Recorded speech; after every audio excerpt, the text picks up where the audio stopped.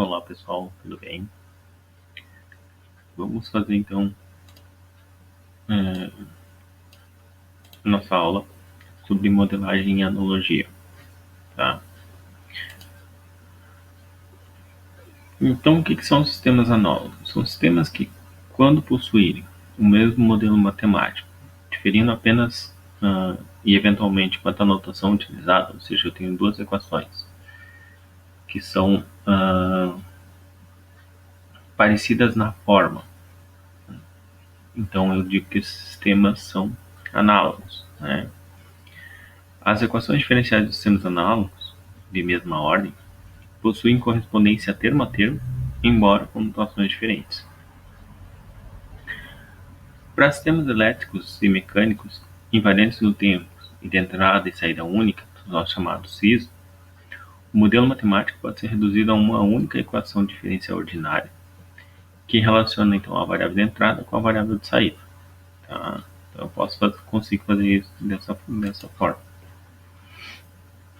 A gente começar com o primeiro circuito, que é um circuito, aqui está LRC, mas RLC, mais comumente chamado, série. Aqui foi escrito por causa da posição de cada um dos componentes.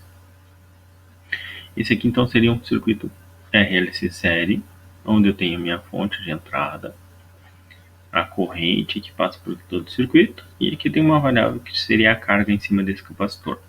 Tá? Para a gente começar a fazer análise, então vamos utilizar esse circuito básico para poder fazer análise. Então a gente vai considerar ele primeiro como entrada, então a nossa tensão, e como saída a corrente desse circuito. Tá? Para fazer então a análise, a primeira coisa que a gente faz é a equação de malha desse circuito.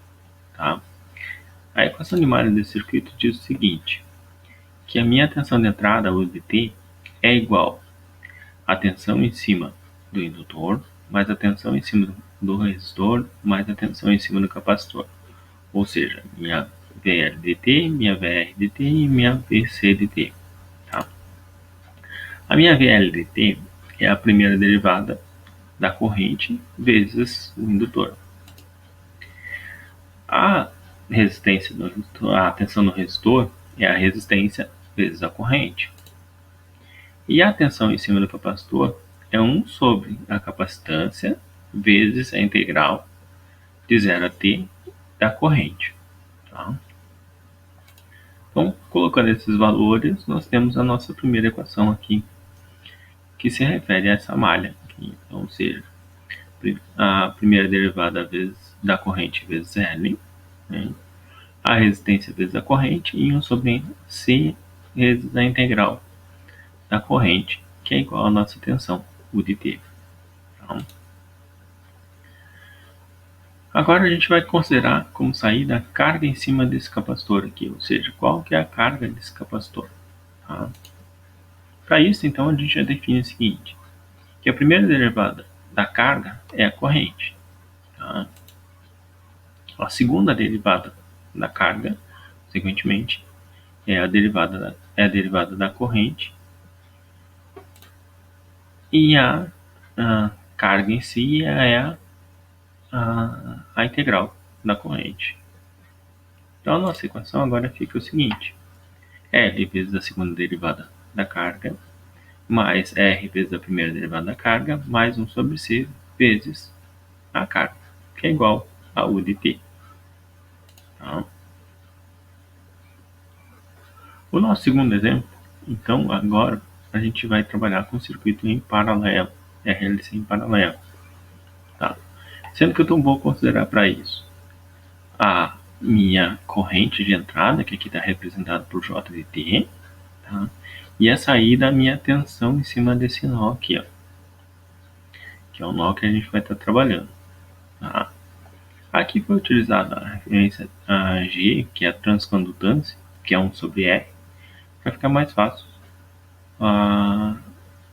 os cálculos, né? Ou ficar mais fácil a visualização das equações diferenciais. Tá? Então, o que a gente vai fazer? A gente vai fazer a análise em cima desse nó aqui. A análise em cima desse nó diz o seguinte, que a corrente de entrada, que é essa que está entrando, é igual à soma das correntes que estão saindo. Então, está saindo a corrente para o capacitor, a corrente para a transcondutância e a corrente para o indutor. A corrente para o capacitor é a capacitância vezes a derivada da tensão. Da transcondutância é a transcondutância vezes a tensão, então a transcondutância é 1 sobre R, né?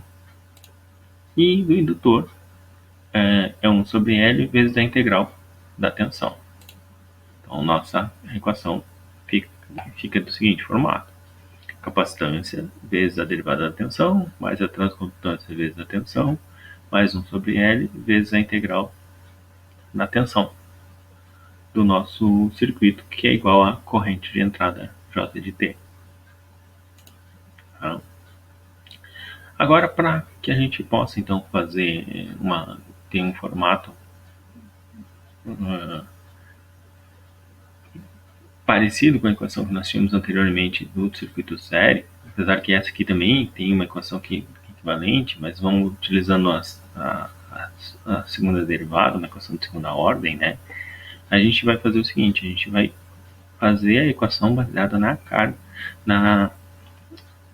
no fluxo magnético em cima do meu indutor aqui, tá? O fluxo magnético do indutor, que é a minha VDT, meu fluxo magnético quer dizer o seguinte, que a tensão VDT, que é a tensão em cima desse nó, é igual à primeira derivada do fluxo. Tá? A primeira derivada da tensão é igual à segunda derivada do fluxo. Tá?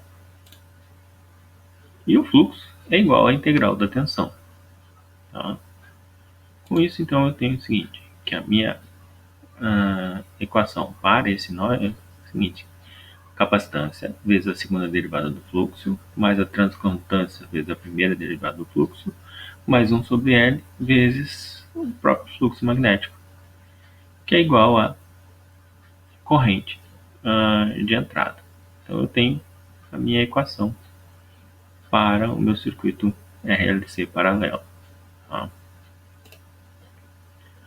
Se a gente comparar, então, a malha única do RLC série com apenas um nó do RLC paralelo, nós podemos ver que as equações são iguais. Então, eu tenho aqui a equação para o meu RLC série, considerando a carga como variável de saída. E aqui está do meu RLC paralelo, considerando a capacitância como saída. Então, aqui a gente tem um termo vezes uma derivada segunda, um termo vezes uma derivada segunda, um termo vezes a derivada primeira, um termo vezes a derivada primeira, um termo vezes a própria variável de saída e um termo vezes a própria variável de saída, e um elemento de entrada, um elemento de entrada. Aqui o mesmo formato, né? A gente tem a mesma coisa. Eu tenho um termo com a primeira derivada, um termo com a própria variável e um termo com a integral. Então, elas são iguais termo a termo, né? Diferindo a notação, ou seja, diferindo qual elemento que está na frente da variável de saída, né? Mas elas são sequencialmente parecidas. Tá? Com isso, eu consigo fazer uma relação entre elas, ou seja, eu consigo fazer uma correspondência entre os parâmetros e as variáveis do circuito elétrico, tanto em série como em paralelo, tá? Ou da malha ou do nó, depende a nomenclatura. Tá? Então, nós podemos dizer o seguinte, que quando eu tenho indutância num circuito série, ou numa malha, quando ele for para nó, eu transformo ele numa capacitância. Quando eu tenho uma resistência, eu transformo numa transcondutância. Quando eu tenho a relação 1 sobre C, no nó vai ser 1 sobre L. Quando eu tenho corrente, aqui a tensão, Quando eu tenho tensão, aqui é corrente. Quando eu tenho carga, aqui é fluxo magnético. Então, e eu posso fazer a volta de um para o outro, tá? Independente de quem seja. Aí nós começamos então a pensar em termos de sistemas mecânicos de translação, que para vocês é mais simples. A gente sabe que para escrever as equações de um sistema mecânico, a gente precisa do diagrama do corpo livre, né? O modelo matemático se baseia nas leis de Newton, né? na lei fundamental da mecânica, que é a lei de Newton. E a gente trabalha sempre, então, nesse caso aqui, como sistema massa, mola, amortecedor, com a entrada sendo a força, né? FDT, e a saída, o deslocamento. Né? Então, inicialmente, a gente pode trabalhar com o deslocamento ou com a velocidade. Depende muito, está sendo trabalhado, mas inicialmente a gente sempre trabalha com deslocamento. Aqui já está a equação desse circuito, né? Então, que é a massa vezes a aceleração, mais o coeficiente de amortecimento, que aqui é representado pela letra B, vezes a velocidade, mais K, que é a rigidez dessa mola, né? Vezes o meu deslocamento. Tá? A gente pode, então, refazer o modelo desse sistema massa, mola, amortecedor, utilizando como saída a velocidade. Aqui foi utilizado um V maiúsculo de T para não confundir com a tensão V de T, que a gente vai estar utilizando para fazer uma analogia entre eles, né? E também não foi utilizada a primeira derivada porque também não se confundisse com o deslocamento. Então aqui diz o seguinte, que a minha VT, ou seja, a minha velocidade, é a primeira derivada do deslocamento. Tá? Que o deslocamento é a integral da velocidade v de t. Tá? E que a primeira derivada da velocidade é a segunda derivada do deslocamento. Tá? Aí eu consigo montar então a minha equação diferencial como variável de saída a minha velocidade. Então, minha massa vezes a primeira derivada da velocidade, mais o meu coeficiente de amortecimento vezes a velocidade, mais a rigidez da mola vezes a integral da velocidade. Tá? Isso é igual à minha força. Com isso, eu consigo, então, agora fazer uma analogia entre os sistemas, circuitos elétricos, né, os sistemas elétricos e os sistemas mecânicos de translação, no caso. Então, aqui eu tenho um circuito paralelo, um circuito com nó, um circuito RLC série, né, ou com malha, e um sistema massa-mola amortecedor. Tá? Então, tem os três sistemas que a gente está fazendo análise inicialmente. RLC paralelo, RLC série e massa-mola amortecedor. A equação de segunda ordem do RLC paralelo, considerando a capacitância, a resistência e a indutância, e a transcondutância, perdão, a equação de segunda ordem do RLC série e a equação de segunda ordem do meu sistema massa-mola amortecedor. Tá? Podemos observar que elas são correspondentes termo a termo. Tá? Embaixo a equação considerando a tensão como saída do RLC paralelo, aqui considerando a corrente como saída do RLC série e aqui considerando a velocidade. Tá? Também a mesma coisa, a gente consegue ver que elas são correspondentes termo a termo. Tá? Então a gente pode dizer que eles são análogos entre si, né? Eu posso fazer a transição de um modelo para outro, independente. Tá? Por que isso é vantagem? A vantagem é o seguinte, o circuito elétrico é muito mais fácil de fazer uma simulação com ele do que fazer uma simulação com o sistema massa-mola amortecedor, né? Real, ou seja, eu posso pegar um sistema massa-mola amortecedor, fazer um circuito análogo RLC e fazer a análise em cima do RLC e depois transpor os parâmetros para o meu sistema massa molar amortecedor. Tá? Então aqui, o sistema mecânico de translação ficou aqui no centro dessa tabela. Tá? Então quando eu estou falando em massa, se eu vou utilizar série, vai ser indutância. Se eu vou utilizar paralelo, que vai ser a capacitância. Se eu vou estar utilizando o coeficiente amortecedor, se for série é a resistência, se for paralelo é a transcondutância. Quando eu estou utilizando a minha rigidez da mola, né? Quando for circuito série é 1 sobre a capacitância, quando for paralelo vai ser 1 sobre a indutância. Quando eu utilizo a velocidade aqui como variável de saída, no circuito série eu utilizo a corrente como variável de saída. No circuito paralelo eu utilizo a tensão como saída. A entrada é a força, circuito série é a tensão. Circuito paralelo, a corrente.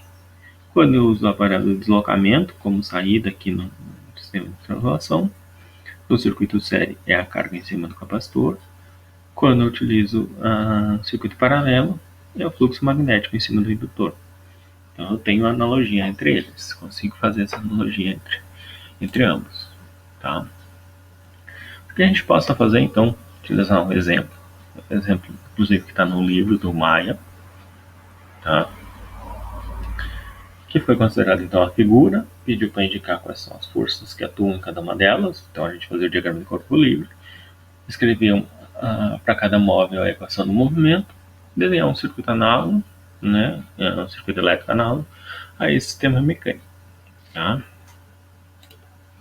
Então aqui o diagrama de corpo livre, então o primeiro passo é desenhar o diagrama de corpo livre, foi desenhado aqui, então para massa 1 eu tenho a força sendo aplicada, eu tenho no sentido contrário o meu coeficiente de amortecimento vezes a velocidade 1, tenho a rigidez da mola que está sendo tracionada aqui, então eu tenho aí a influência do deslocamento 1 e a influência do deslocamento 2 em relação a essa mola, certo?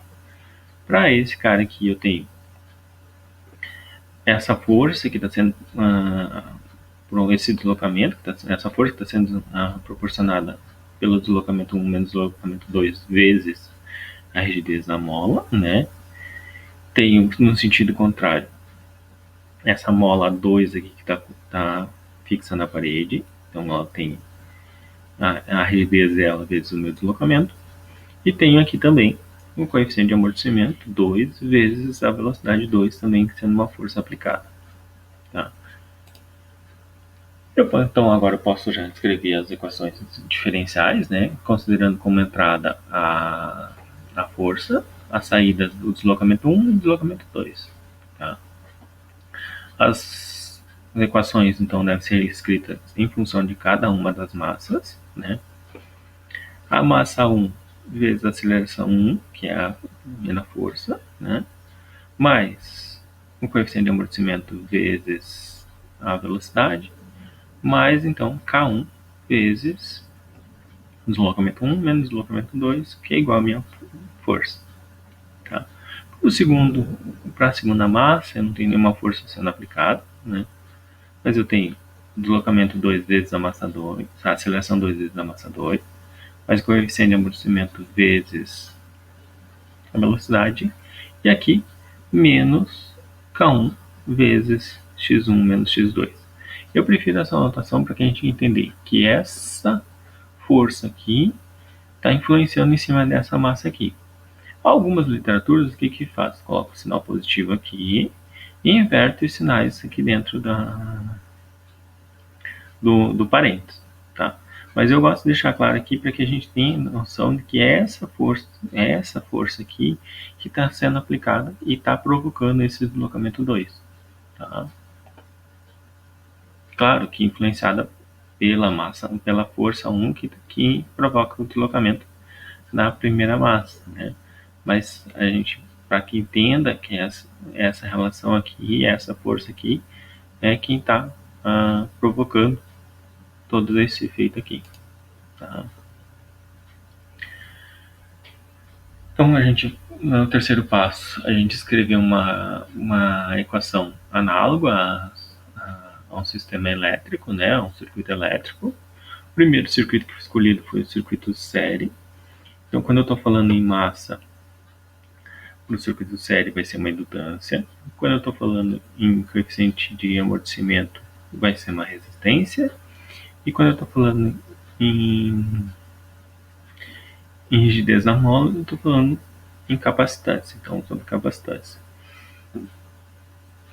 Eu preferi fazer pela carga. Então, quando eu estou falando de deslocamento, aqui é carga. Quando eu estou falando em deslocamento, aqui é carga. Então, aqui, segunda derivada, primeira derivada, a própria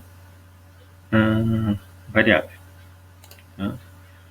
O segundo, o mesmo caso, né? Então, massa e indutância, coeficiente de amortecimento, resistência, rigidez, 1 sobre a capacitância. Tá? Montado, então, as nossas duas equações, a gente pode fazer o circuito. Nesse vídeo aqui eu mostro como eu desenvolvi esse circuito aqui, né? O circuito foi desenvolvido, então, inicialmente, eu começo posicionando a fonte, né? A fonte E. Aqui está 12 volts, porque eu não consigo retirar os parâmetros do meu simulador, né? Meu simulador é um simulador online, não consigo retirar os parâmetros. Então, deixei esses parâmetros, só para que a gente pudesse ter o componente, né? Os valores aqui são aleatórios, tá? Então, seguindo a nossa equação diferencial, então, primeiro, a indutância, a resistência e a capacitância. L1, R1, C1, tá? C1 vem nessa posição, fechei a minha malha. Vou fazer a minha segunda, então eu já começo por aqui. Aqui já está. Próximo passo, meu L2, meu R2, fecho a minha malha. Então eu tenho as duas malhas montadas desse meu circuito, né? Que é um circuito análogo ao circuito mecânico que a gente tem ali posto. Tá? Se for, então agora, se a gente considerar a mesma situação, mas agora com o circuito RLC paralelo, o RLC utilizando um nó, então a gente começa primeiro com essa equação diferencial, montando o meu primeiro nó aqui, ó, tá? O que está entrando nesse nó? Essa fonte de corrente J, depois eu tenho saindo a corrente do capacitor, a corrente da transcondutância e a corrente do meu indutor. Tá? O meu indutor, pode ver que ele vai ter uma ligação, ele vai ser um elemento de ligação entre os dois nós, né? Assim como o capacitor era o elemento de ligação na série, aqui quem é o elemento de ligação é o indutor. Então, segundo, eu começo por aqui, o meu indutor, o capacitor e a transcondutância. Então, tenho o meu nó aqui. Posso fazer a ligação entre eles e tenho o meu circuito montado, né? Meu circuito paralelo montado. Ok? Como referência para essa aula, eu utilizei o Paulo Maia, né? E o Fabrício Leonardi, Controle Essencial, segunda edição da Pearson. E muito obrigado.